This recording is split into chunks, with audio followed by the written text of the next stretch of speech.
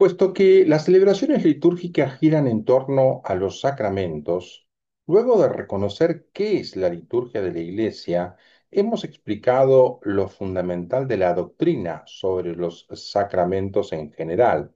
Nos resta ahora tratar lo concerniente a la celebración litúrgica de los sacramentos, considerados también en general. Si hemos comprendido bien lo que significa para la vida cristiana la participación en las celebraciones litúrgicas, querremos seguramente conocer mejor cómo deben ser celebradas. Las preguntas inmediatas que se nos presentan al respecto son cuatro, o pueden reducirse a cuatro. ¿Quién celebra y cómo, cuándo y dónde lo hace? ¿Quién celebra? Esta pregunta se puede articular en otras. Nos preguntamos, por empezar, ¿quién actúa en la liturgia? En la liturgia, como hemos visto, actúa el Cristo total, cabeza y cuerpo, Christus totus. En cuanto sumo sacerdote, Cristo celebra la liturgia con su cuerpo, que es la iglesia, del cielo y de la tierra. Notemos que no hablamos entonces solamente de los celebrantes de la liturgia terrenal, sino también de los celebrantes de la liturgia celestial. Para estos últimos, la celebración es enteramente comunión y fiesta. ¿Quiénes celebran con Cristo la liturgia del cielo? La celebran los ángeles, los santos de la antigua y de la nueva alianza, en particular la Madre de Dios, los apóstoles, los mártires y una muchedumbre inmensa que nadie podría contar de toda nación, razas, pueblos y lenguas, como dice el libro del Apocalipsis.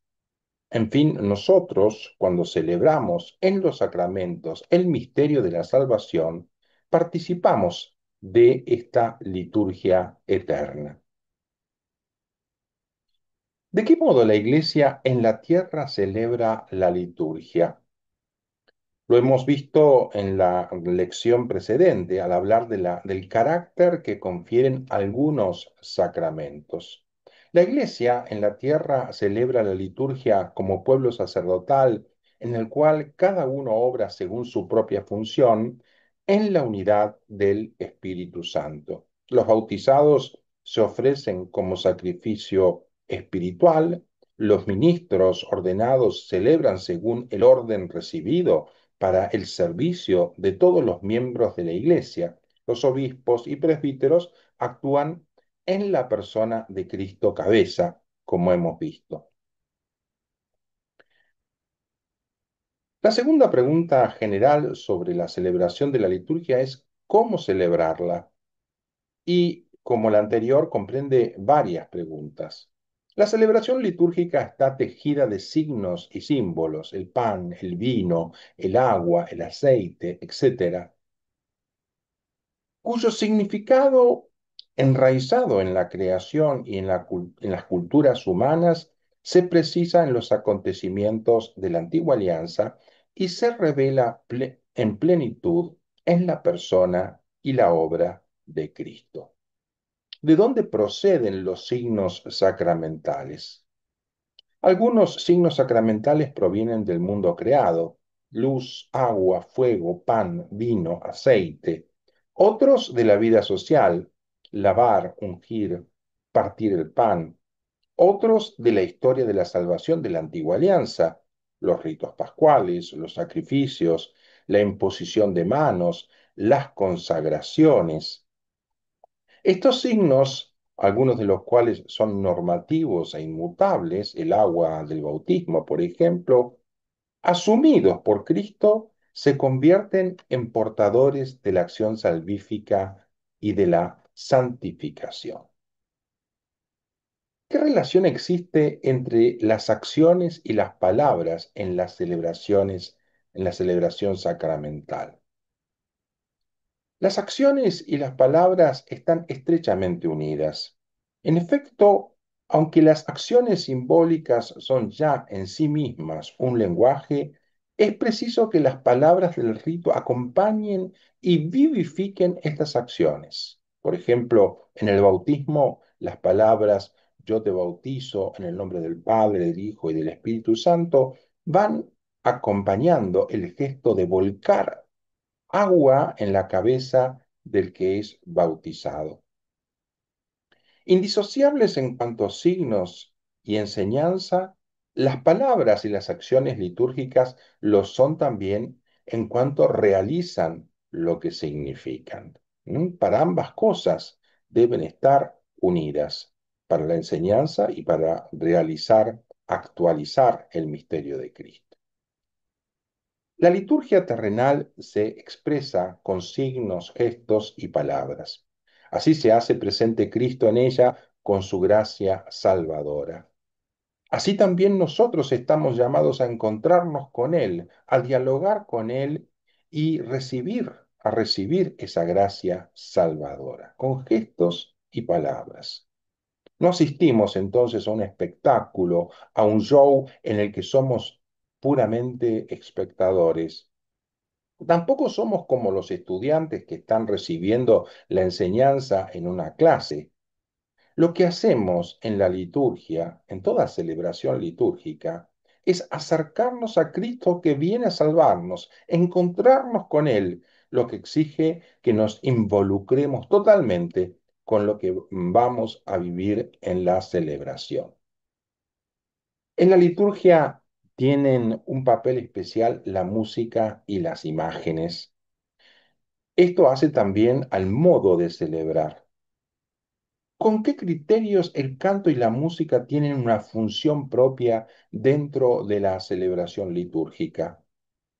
Puesto que la música y el canto están estrechamente vinculados a la acción litúrgica, deben respetar los siguientes criterios: la conformidad de los textos a la doctrina católica y con origen preferentemente en la Sagrada Escritura y en las fuentes litúrgicas. La belleza expresiva de la oración, la calidad de la música, la participación en la asamblea, de la asamblea, ¿m? La participación del pueblo fiel que está celebrando, la riqueza cultural del pueblo de Dios y el carácter sagrado y solemne de la celebración. Así, por ejemplo, un canto con una melodía muy espiritual, pero cuya letra dice algo contrario a la enseñanza de la Iglesia, no puede ser un canto litúrgico, y lo mismo vale en sentido contrario. ¿Y qué diremos de las imágenes en lo relativo al modo de celebrar? ¿Cuál es la finalidad de las sagradas imágenes? La imagen de Cristo es el icono litúrgico, la representación visual por excelencia en las celebraciones litúrgicas. Las demás imágenes que representan a la Madre de Dios y a los santos significan o remiten a Cristo, que en ellos es glorificado. Las imágenes proclaman el mismo mensaje evangélico que la Sagrada Escritura transmite mediante la palabra y ayudan a despertar y alimentar la fe de los creyentes.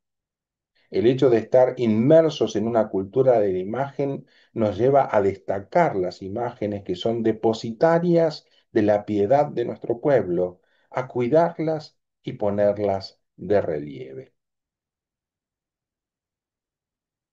La tercera pregunta general es ¿cuándo celebrar?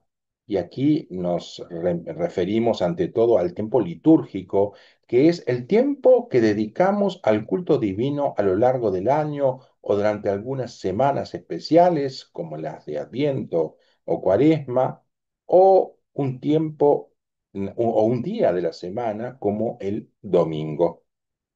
¿Cuál es el centro del tiempo litúrgico? El centro del tiempo litúrgico es el domingo, día en que celebramos la resurrección del Señor. La misa dominical es el fundamento y núcleo de todo el año litúrgico, que tiene su culminación en la Pascua anual, fiesta de las fiestas. En el correr del tiempo, renovado por la Pascua, cada 8 días la Iglesia celebra en el domingo el acontecimiento de la salvación.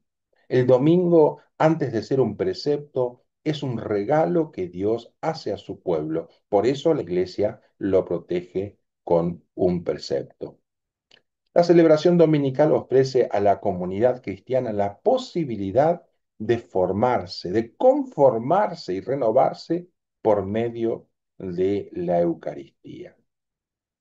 ¿Y qué es el año litúrgico? El año litúrgico o año cristiano es la superposición del transcurso normal del año con los misterios de la vida de Cristo desde la encarnación hasta su retorno en gloria.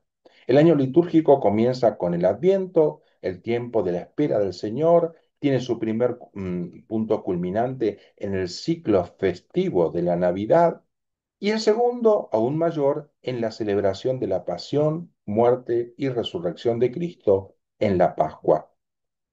El tiempo pascual termina con la fiesta de Pentecostés, el descenso del Espíritu sobre la Iglesia. Las fiestas de la Virgen y de los santos jalonan el año litúrgico. En ellas la Iglesia alaba la gracia de Dios que ha conducido a los hombres a la salvación. ¿Cuál es entonces la función del año litúrgico? Es celebrar todo el misterio de Cristo, desde la encarnación hasta su retorno glorioso. En días determinados, la Iglesia venera con especial amor a María, la bienaventurada Madre de Dios, y hace también memoria de los santos que vivieron para Cristo, con Él padecieron y con Él han sido glorificados.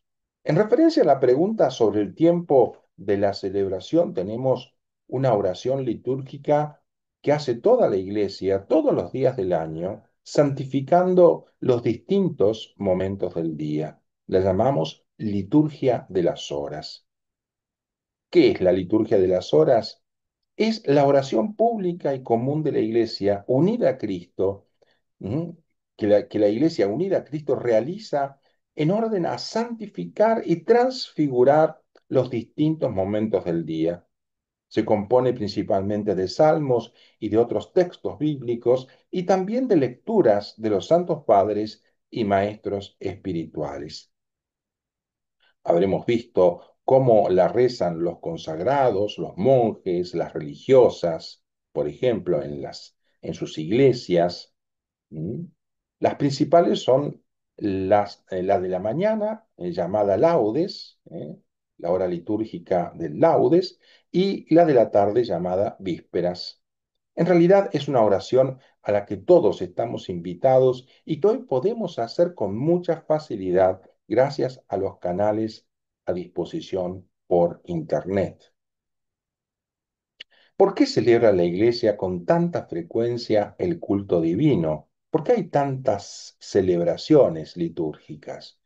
La misa, la liturgia de las horas, las confesiones, etcétera. Así como el hombre respira para mantenerse vivo, del mismo modo respira y vive la Iglesia mediante la celebración del culto divino. Es Dios mismo quien le infunde diariamente nueva vida y la enriquece mediante su palabra y sus sacramentos en la liturgia. ¿Cómo no acudir entonces a su encuentro? En fin, ¿tiene la Iglesia necesidad de lugares para celebrar la liturgia? El culto en espíritu y en verdad de la nueva alianza no está ligado a un lugar exclusivo, porque Cristo es el verdadero templo de Dios, por medio del cual también los cristianos y la iglesia entera se convierten por la acción del Espíritu Santo en templos del Dios vivo. Sin embargo, el pueblo de Dios, en su condición terrenal, tiene necesidad de lugares donde la comunidad pueda reunirse para celebrar la liturgia. Ciertamente se puede rezar en cualquier lugar, en el bosque, incluso en la playa, en, en el lecho, pero dado que los hombres no somos únicamente espirituales, sino que tenemos un cuerpo, tenemos que vernos, oírnos, sentirnos y tenemos que expresar a través del cuerpo lo que está en nuestro corazón. Necesitamos tener un lugar concreto, adecuado para el culto, cuando queremos encontrarnos para ser cuerpo de Cristo. Para este encuentro privilegiado con Cristo, tenemos un lugar privilegiado que es el templo, la iglesia, la capilla, lo cual no significa que no debamos rezar también en nuestro cuarto, como dice el Evangelio. ¿Qué son los edificios sagrados? Los edificios sagrados son las casas de Dios, símbolo de la iglesia que vive en aquel lugar e imágenes de la morada celestial. Son lugares de oración en los que la iglesia celebra sobre todo la Eucaristía y adora a Cristo realmente presente en el tabernáculo, en el sagrario. A veces al entrar en una iglesia decimos o escuchamos decir, aquí huele a cielo. Aquí uno está en silencio y reverentemente. Algunas iglesias nos envuelven literalmente hablando en una atmósfera densa de oración. Sentimos que Dios está presente en ellas. La hermosura de las iglesias nos remite a la hermosura, la grandeza y el amor de Dios. Qué amable es tu casa, Señor del universo, decimos con el salmista. Las iglesias no son solo mensajeros en piedra de la fe, sino residencias de Dios, que en el sacramento del altar está ahí real, verdadera y sustancialmente presente. Dentro de las iglesias tenemos lugares principales, lugares que merecen mayor reverencia, como el altar, el sagrario o tabernáculo, que es el lugar donde está Cristo presente en la Eucaristía, la pila bautismal, donde se celebran los bautismos, o el confesionario, entre otros lugares. Normalmente, cuando ingresamos a una iglesia, hacemos un gesto de reverencia, en especial cuando Cristo está en el sagrario. En ese caso, se suele hacer la señal de la cruz con el agua bendita y hasta una genuflexión. Por la misma razón, quienes ingresan a un templo procuran ir vestidos pudorosamente y respetar el silencio. Hemos visto quizás en algunas iglesias, en alguna iglesia de rito ortodoxo, en algún viaje o a través de los medios de comunicación, por ejemplo, en el viaje que hizo el Papa León eh, a Turquía, eh,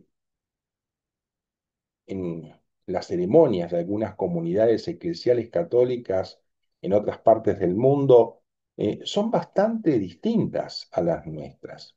¿Por qué el único misterio de Cristo se celebra en la Iglesia según diversas tradiciones litúrgicas? El misterio de Cristo, aunque es único, se celebra según diversas tradiciones litúrgicas porque su riqueza es tan insondable que ninguna tradición litúrgica puede agotarlo. Desde los orígenes de la Iglesia, por tanto, esta riqueza ha encontrado en los distintos pueblos y culturas expresiones caracterizadas por una admirable variedad y complementariedad. Tenemos, por ejemplo, los ritos bizantino, alejandrino, copto, siríaco, entre otros. El rito bizantino se originó en Constantinopla, actual Estambul, y se extendió por regiones como Grecia, Rusia, Ucrania y otras partes de Europa Oriental. ¿Qué criterio asegura la unidad dentro de esta multiformidad? La respuesta a esta pregunta nos la da un tema sobre el que hemos reflexionado en nuestro segundo encuentro, la transmisión de la revelación. El criterio para asegurar la unidad en la multiplicidad es la fidelidad a la tradición apostólica, es decir, la comunión en la fe y en los sacramentos recibidos de los apóstoles, significada y garantizada por la sucesión apostólica. La Iglesia es católica, puede por tanto integrar en su unidad todas las riquezas verdaderas de las distintas culturas. Nos preguntamos finalmente si es todo inmutable en la liturgia. En la liturgia, sobre todo en la de los sacramentos, existen elementos inmutables por ser de institución divina, que la Iglesia custodia fielmente. Por eso hay palabras como las pronunciadas por Jesús en la última cena que no se pueden cambiar. Hay después otros elementos susceptibles de cambio que la Iglesia puede y a veces incluso debe adaptar a las culturas de los diversos pueblos, como sucede con otras oraciones que reza el sacerdote durante la misa. Jesús llega a todo el hombre, a su espíritu e inteligencia, a su corazón y a su voluntad. Justamente eso es lo que quiere hacer Él hoy en la iglesia, en la liturgia. Por eso la liturgia tiene en África rasgos diferentes a los de Europa.